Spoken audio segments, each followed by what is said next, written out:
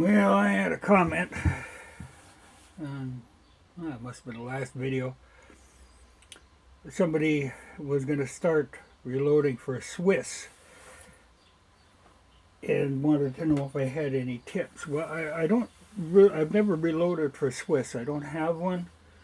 It's one of them guns that I'd like to get, but it's not a priority for me. But sometime I'll get one of them, and then I'll have to start reloading for it. But there's a lot of people who have been interested in reloading and would like to get started. And normally, when I see videos on starting reloading, I mean, they immediately launch into these expensive outlays just to get started. And really, I've said it before and I'll say it again, it's not necessary. You can get started relatively cheaply with these little Lee loader kits, the classic Lee loader, because they give you everything you need, to get started. I do like them, and I try to keep those on hand for every caliber that I shoot. This is the new one for the 4570, but they're good basic sets. They've got everything you need, and they do have a basic load chart. And the common complaint, people, if they're not familiar with these, they say, oh, well, they're slow. They're not. I can load with these just as fast as I can load with the press.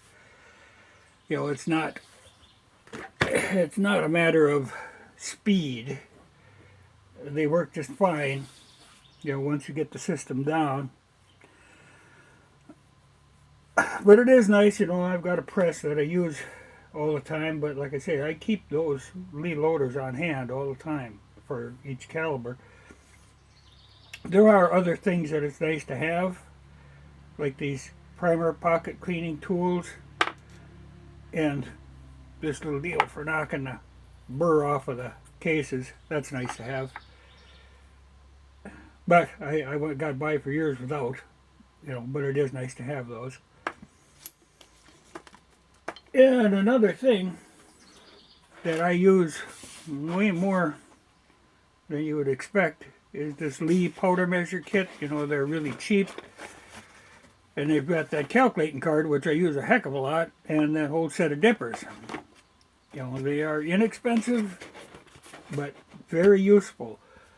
Because, I do have a Lee balance scale, and then I have this electronic thing.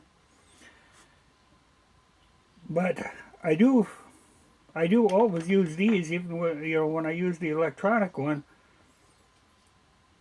I measure the powder with these, dump it into the scale, and then adjust it as I have to. But it kind of backs me up on that, because that's not some place where you want to make a mistake.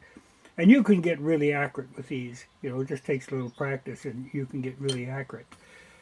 But another thing, as far as scales go, you can get by without a scale. You can use these Lee powder measures and you'll be in the ballpark. They work pretty good. Used them for years. And like I say, I still use them as a kind of a double check method. Because, like you can get those other powder measures that use the bushings or the plates and all that stuff. But really, they're doing the exact same thing these are doing. It's just that you can't see it going on. And just because you can't see it doesn't mean it's accurate. Certain powders are hard to measure. I'd sooner do it manually this way and see exactly what I'm dealing with. A scale is nice, but these are simple and foolproof. You have to use a little common sense on them. But one thing I will mention that I just got, that I have been using that I kind of like, is a Lyman powder pan funnel pan. Now it was $8 for really with basically a cheap little piece of plastic. But normally I used to use this regular big funnel and then I just go down the line and fill.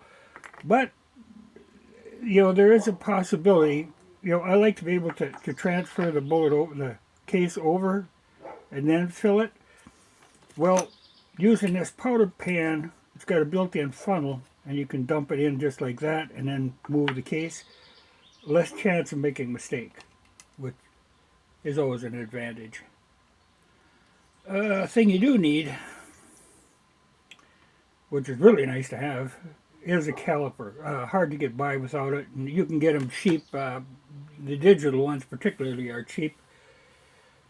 But I've had two of those digital ones, and both of them gave out on me. They're kind of a pain in the ass. I'd sort of go with a regular analog one. I'm happier with that.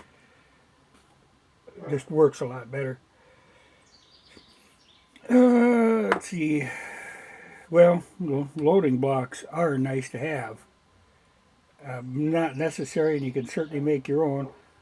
But like I say, it's nice to be able to, when you do a particular step in it, then to move it to a different position or even a different loading block.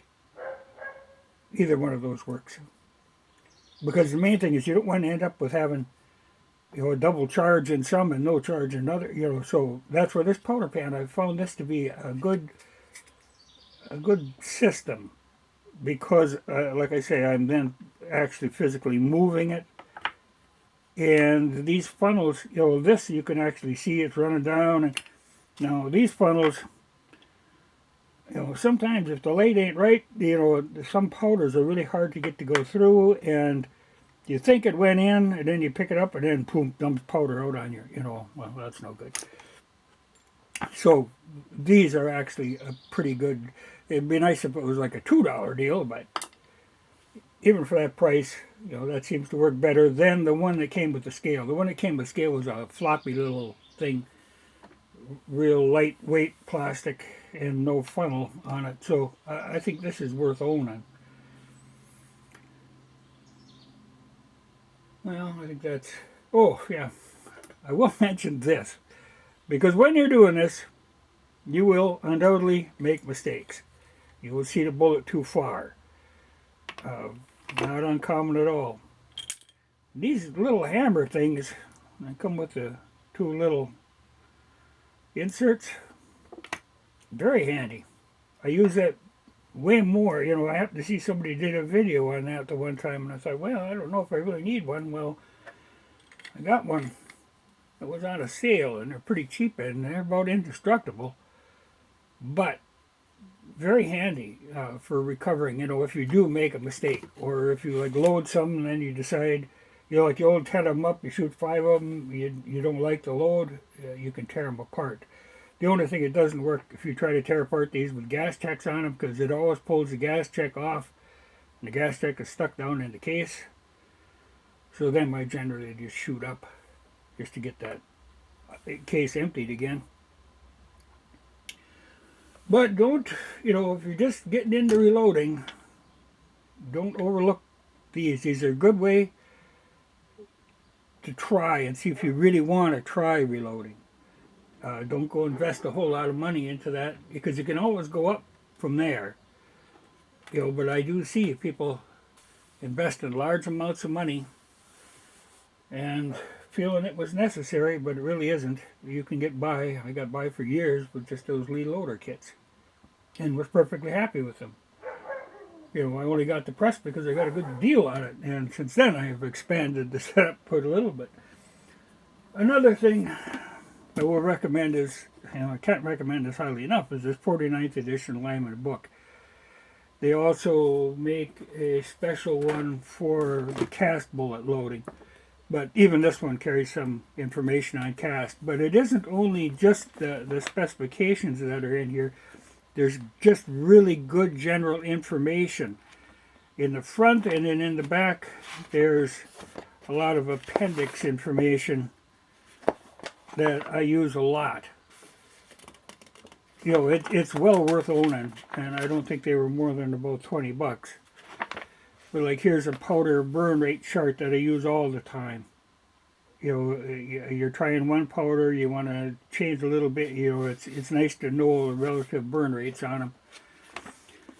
Just a lot of information there, and good practices. They perhaps lean a little too much toward the Lyman stuff, which can be kind of expensive, but they do bring up Lee bullets and stuff too. So but good general knowledge book. But I'll leave it at that. There's endless amounts of stuff you could go into, but the main thing is to kind of creep into this. Don't spend a lot of money for something you're going to lose interest in, or could very well lose interest in. You can always build up from where you're at. I do like, I use this old Lee turret press, and I do like having my dies in these turrets because then I can swap between calibers very quickly. And they make, because these things are cheap. These old Lee presses, I think I paid $15 for that one.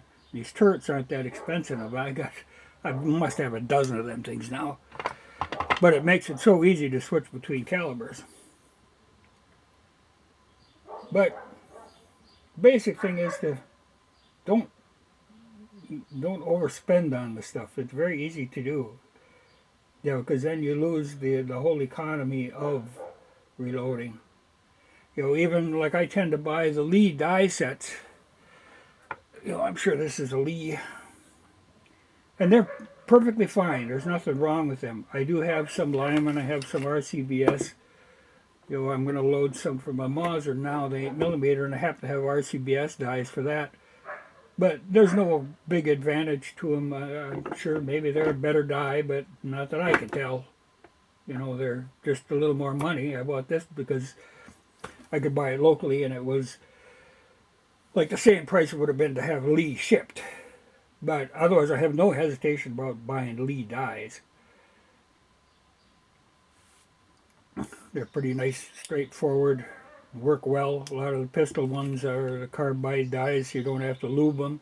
And that's the thing, a lot of people, like they roll cases to lube them and stuff. I use a spray-on lube because then what you can do, I'll lube these because I was getting ready to do that anyway. But I'll hit them from one direction at an angle because you're really trying to lube the outside of the case, but also inside the case because you can stick that expander in there tight if you don't. But I lube them from one direction, then I turn them and lube them from the other direction. And that works great for me. I've been real happy with that. Doesn't have to get exotic, And then when I'm done, I do wipe the lube off, though it's a water soluble and it dries, so it's not a problem. But the loading blocks are handy.